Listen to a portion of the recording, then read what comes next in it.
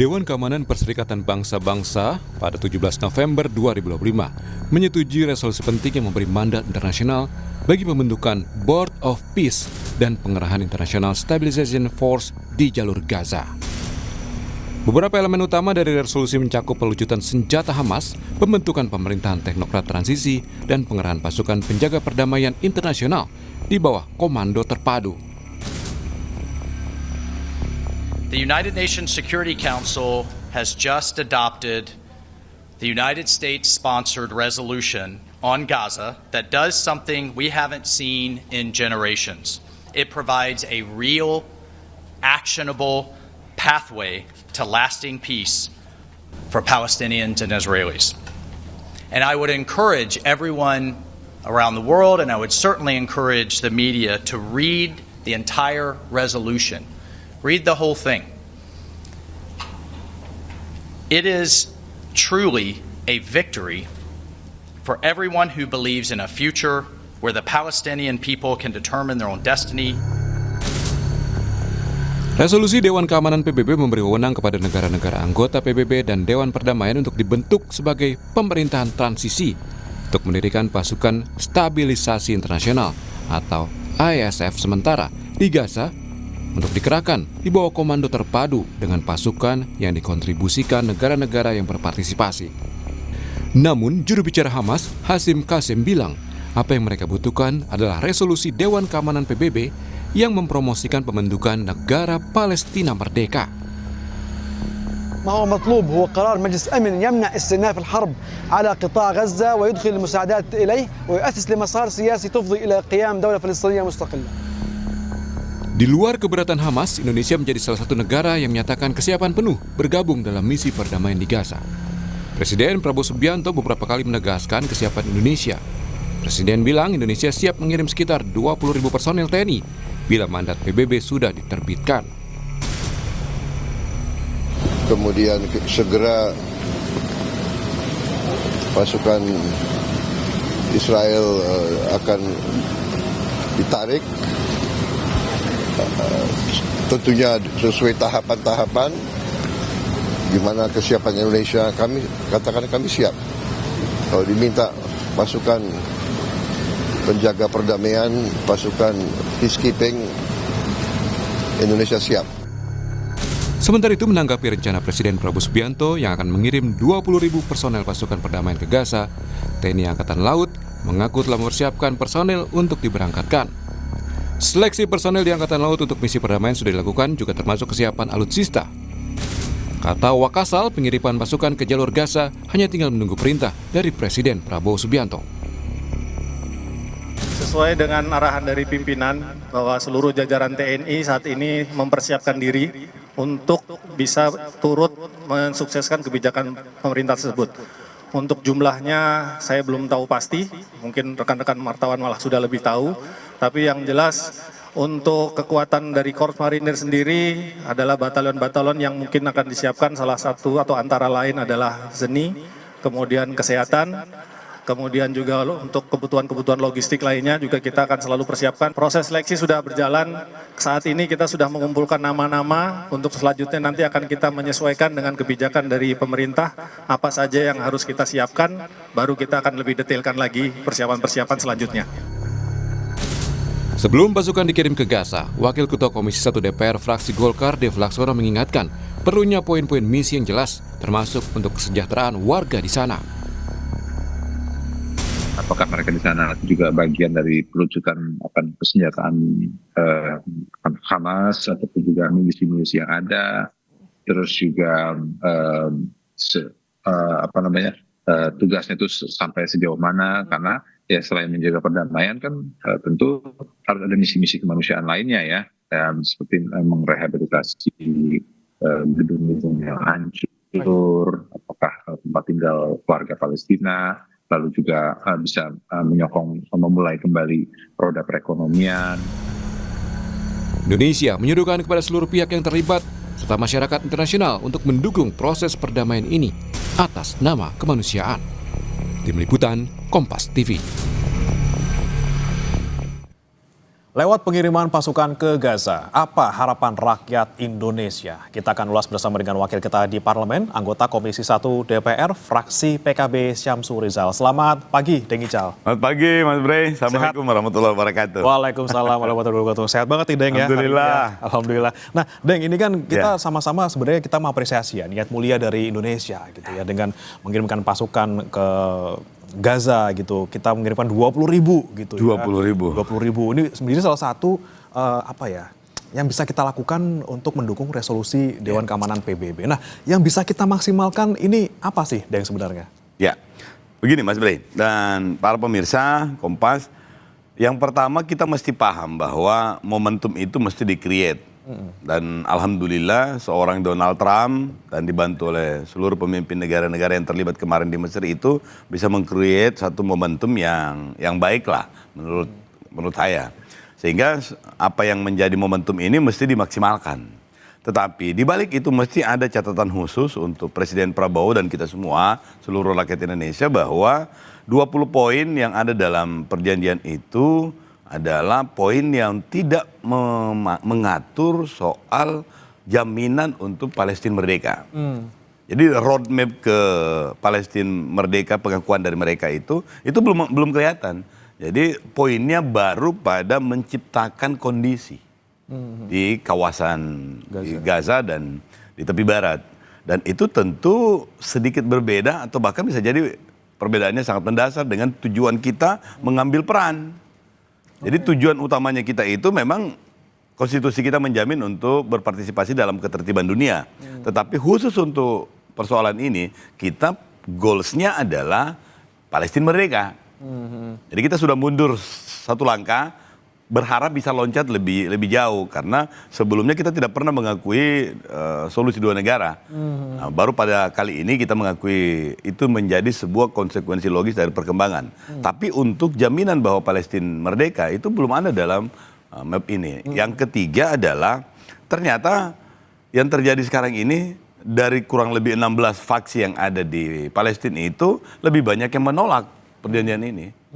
Baru Ikhwanul Muslimin, kemudian Fatah atau otoritas Palestina yang menerima, dan Hamas dengan jelas menyatakan bahwa menolak resolusi ini. Dan tentu resolusi ini akan banyak perdebatan-perdebatan, tetapi itu wajar. Tapi yang paling penting adalah resolusi ini menjadi momentum untuk mengembalikan seperti apa posisi Indonesia.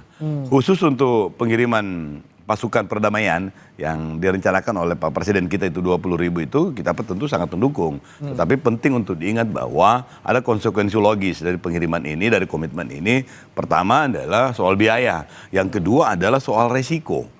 Yang ketiga itu adalah demarkasi apa dan di mana tugasnya pasukan perdamaian dari Indonesia. Sudah banyak disampaikan bahwa kita fokusnya ke konstruksi dan ke medis, kesehatan. Tetapi dalam pelaksanaan tugas ini tentu kita akan menyinggung faksi yang ada di Palestina, menyinggung Israel.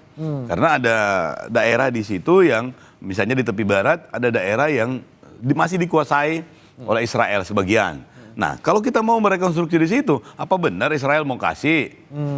Terus kalau terjadi sesuatu dan kita tanda kutip diserang oleh mereka, sampai di mana kewenangan kita untuk bertahan dan memproteksi dan sekaligus juga mencegah dini. Karena kalau kita perang misalnya, kadang-kadang untuk mencegah serangan berikutnya kita mesti menginvasi atau kita mesti mendorong keluar dan seterusnya. Tentu ada batasan-batasan yang mesti clear dulu sebelum mandat ini kita ambil. Nah, ini yang menjadi sorotan juga nih, Deng Ical. Banyak sekali gitu ya. Kemudian yang poin-poin yang harus kita perhatikan gitu. Termasuk tadi mungkin soal cara masuknya di Deng. Betul. Cara masuknya kita kan pastikan tidak langsung bisa ke sana langsung. Kita butuh ada dari PBB, akses dari PBB ataupun mungkin dari organisasi-organisasi internasional. Ya. Nah, ada juga yang bilang bahwa kita bisa masuk kok lewat organisasi internasionalnya Amerika Serikat gitu. Ya. Nah, gimana kalau menurut Deng yang paling masuk akal? Dan untuk masuk terlibat dalam proses seperti ini memang selain dua cara tadi itu bisa juga dengan bilateral. Dengan bilateral misalnya dengan Raja Yordania, kita nyimpan pasukan di situ. Itu bilateral dan setiap saat bisa di-upgrade tugasnya untuk masuk di Libanon, untuk lewat jalur Libanon atau langsung ke melalui Teluk itu masuk ke Gaza.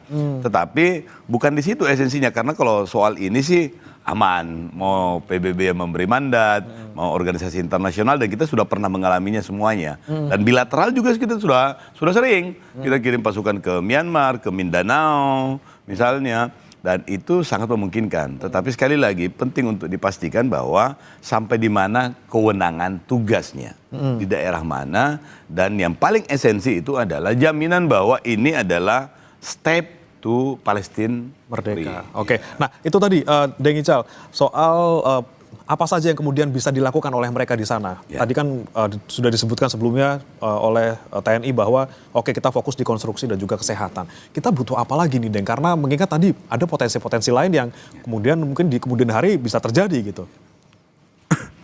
Yang paling utama itu adalah kita antisipasi terhadap perkembangan eskalasi. Kalau soal kemampuan pasukan kita, hampir bisa dipastikan kita semuanya bisa. Dan dari kurang lebih sudah sekarang ini kalau tidak salah kita sudah 37 kali mengirim pasukan perdamaian itu, selalu hasilnya itu ya overestimate lah. Sudah lebih dari target kita. Dan selalu respon masyarakat lokal itu juga luar biasa. Positif ya. Dan kita selalu menjadi, kadang-kadang menjadi leader bahkan di hampir semua penugasan itu. Kita termasuklah yang diandalkan lah. Nah, alhamdulillah itu adalah kualifikasi yang dibentuk dari proses yang panjang. Kalau saya tidak sama sekali merasa ragu dengan kompetensi yang dimiliki oleh pasukan kita. Nah, yang saya ragukan adalah apakah Pak Presiden ini sudah mendapatkan jaminan bahwa keselamatan prajurit kita yang 20.000 ini, yang walaupun juga mungkin akan bertahap, itu ada jaminan. Jangan-jangan nanti gara-gara persoalan ini eskalasinya bisa meluas. Karena kalau kita mendapatkan serangan yang tidak wajar di luar dari otoritas itu, pasti kita akan membela diri. Nah, kalau ada pasukan kita yang tanda kutip korban, pasti kita akan menginvestigasi dan bisa saja karena pasukan perdamaian ini, bird of peace ini, kemudian akan terjadi eskalasi yang meluas. Oke. Jangan lupa, karena Mesir, Uni Emirat Arab, Saudi Arabia, yang kemudian ada pasukannya dan tanda kutip sekali lagi diserang dengan tidak semestinya, maka eskalasi ini bisa meluas dan sudah di luar dari apa yang menjadi tugasnya untuk menstabilisasi. Karena International Stabilization Force ini tugasnya itu adalah menutup atau membatasi eskalasinya. Ya. Tetapi kalau ini semua tidak clear, ini bisa jadi menjadi pintu meluas. Kelasnya malah meluas, Itu bukan? berbahaya kan? Betul. Ya, makanya kita berharap Pak Presiden yang sudah memiliki kompetensi yang luar biasa bisa memastikan semua ini terjadi, memastikan semua ini fix, baru kemudian kita mengirim pasukan. Oke, kemudian terakhir nih, Deng, yang paling penting soal cuan nih, soal uangnya. Ini gimana nih? Ada 20.000 loh, belum lagi sama logistiknya. Ini bagaimana nih kemudian mekanismenya yang paling masuk akal lah gitu, Deng, kalau kita lihat? Kalau selama ini cuannya kita siapin juga, ada juga siapin. Tetapi yang paling utama itu sumber pendanaannya itu dari pemberi mandat. Dari PBB? Iya, dari PBB atau dari organisasi internasional yang menginisiasi pertemuan ini, termasuk Presiden Amerika itu harus ada jaminan dan mesti clear. Kita pun juga bisa menyiapkan, karena ini juga adalah bagian dari programnya kita untuk menjaga ketertiban dan keamanan dunia. Ini kan kita juga sesuai dengan perintah konstitusi, jadi bersyarat untuk kita mengalokasikan anggaran, tentu sesuai dengan kemampuannya kita. Tetapi yang paling utama, saya pernah katakan bahwa momentum ini adalah momentum untuk memberikan hope bagi masyarakat atau bangsa Indonesia. Caranya bisa saja Pak Presiden ini membuka open donation ke semua warga. Saya yakin dan percaya masyarakat Indonesia itu akan mensupport program-program ini. Dan itu menjadi momentum strategis untuk menguatkan konsolidasi internal Indonesia. Oke, soal dana sih pasti banyak caranya lah ya. Banyak Entah dari caranya. PBB, dari anggaran kita maupun tadi dari donasi, mungkin kita anggaran donasi. Oke, terakhir Deng Ical, soal lagi-lagi nih, soal agenda kita. Sebenarnya kita kan punya tugas ataupun misi yang mulia gitu. Kita ingin membantu mereka, kita ingin berpartisipasi dalam perdamaian dunia. Tapi ada yang berpikiran kemudian kalau kita masuk dalam ke Gaza sebagai pasukan internasional, ada yang bilang ini kita ngikutin agendanya Amerika Serikat gitu. Setuju. Seperti apa tuh, Dai? Setuju. Tapi saya setuju dengan pendapat ini, dan saya juga ingin mengingatkan bahwa mau ikut siapapun juga tidak masalah. Yang penting sesuai dengan tujuannya kita juga. Kan zaman sekarang ini kan sudah zaman saling menunggangi. Oke. Tetapi dalam konteks sinergi. Jangan sampai kemudian kita ikut irama permainannya, gendangnya, tetapi tidak sesuai dengan tujuan kita. Makanya hal paling esensi adalah memastikan goals ini kita juga terakomodasi. Oke. Dan saya ingatkan bahwa goals kita itu adalah mendukung kemerdekaan Palestina. Lagi-lagi jangan sampai melenceng dari tugas ataupun tujuan kita untuk memerdekakan Palestina. Betul. Keselamatan pasukan kita juga harus dipastikan. Betul. Yang paling dananya juga ya harus aman. Itu juga ya, mesti Ical, ya. diingat. Baik, terima kasih Deng Makasih banyak, Ical, Mas Bre, ya. anggota Komisi 1 DPR RI fraksi PKB sudah bergabung bersama kami di Sapa Indonesia Pagi. Selamat pagi. Assalamualaikum. Pagi. Baik. Assalamualaikum.